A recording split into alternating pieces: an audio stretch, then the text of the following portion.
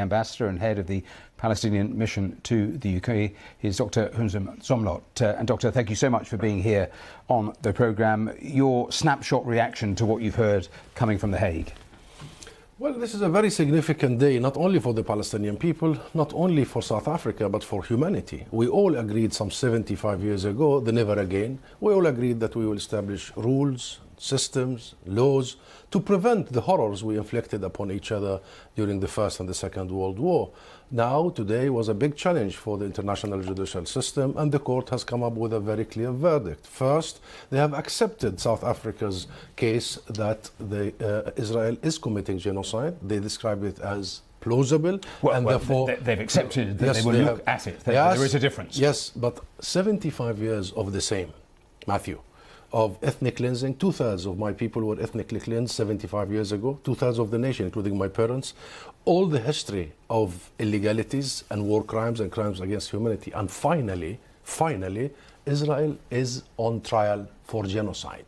And it's now going to have to face the wrath of international legality. The second part, which is not less important. Well, I'll come to that second part in a moment, but this is an interim ruling. We'll get the full ruling at some stage in the future. What we know today, though, is that there was no call for an end to the military operation itself or a ceasefire. Are you disappointed about that? Because there was talk at the start of this that perhaps that's what the call would come from the court, and that's what the hope was.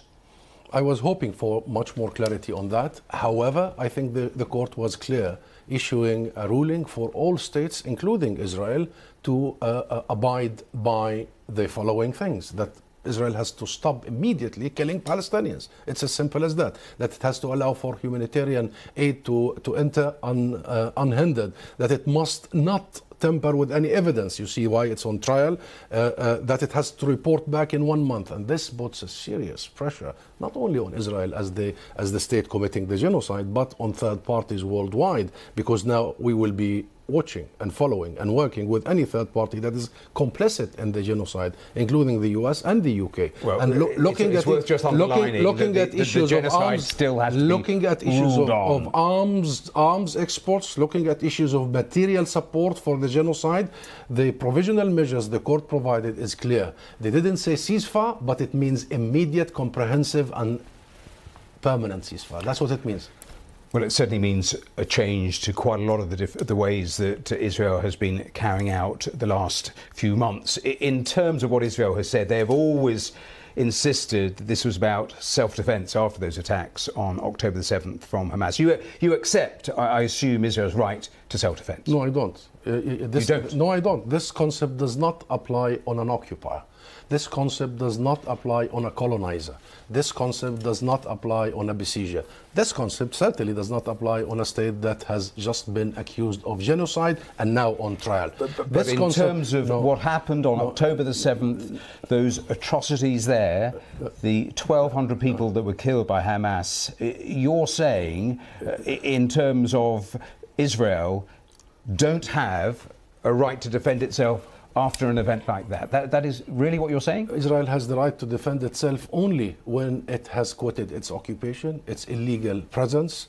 It's the people who are under occupation that have the right to defend themselves, have the right to resist as per international law. This whole concept has been so twisted and has led us to the genocide we are discussing.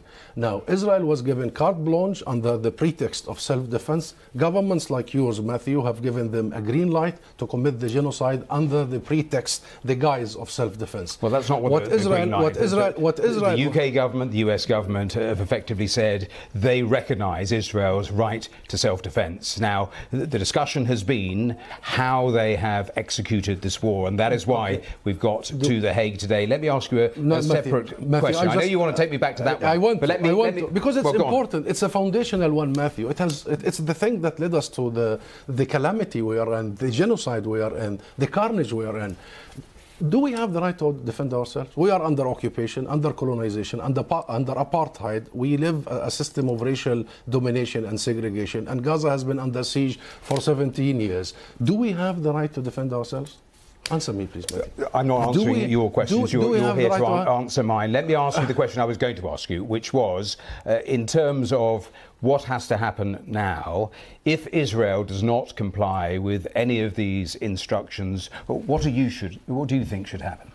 We have the right to defend ourselves. You see why I reverted to that very foundational conversation. It is now the responsibility of the international order, which, if it does not really perform in a way in accordance with its own mandate, will be the beginning of its own end, because this is not a moment for Palestine or South Africa.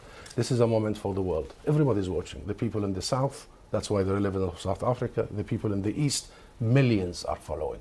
This is a moment when everybody wants to see rules being applied on everyone equally. This is a moment when we want to see the never again applied on all of us, not just a group of us, not just a club of us, as has been the case. The selectivity of the West has hit everybody in the face. But you're being selective as well. You're saying that Israel doesn't have a right to defend itself. As an occupier, as an oppressor, as a state that sponsors colonization, that steals land, demolishes houses for 75 years, it is our right to resist and defend ourselves. They are engaged in a constant 75-year-old system of oppression, repression of a people that are in quest for liberation, for freedom, for justice, for a home they can call their own state. I mean, all these terms. Israel is defending its occupation, Matthew. Let us clarify this and set it very clear. Israel is waging a war to defend its occupation, its expansion, its illegal colonies. That's what Israel is doing. What we are doing is trying to say enough is enough. This is a time that you leave our territory, that we establish our state of own, and you respect international resolutions. So don't throw it on us and on the victims. The politics of blaming the victims has lasted for a long time, 75 years. And today the judges have clearly said who is the aggressor and who is the victim here.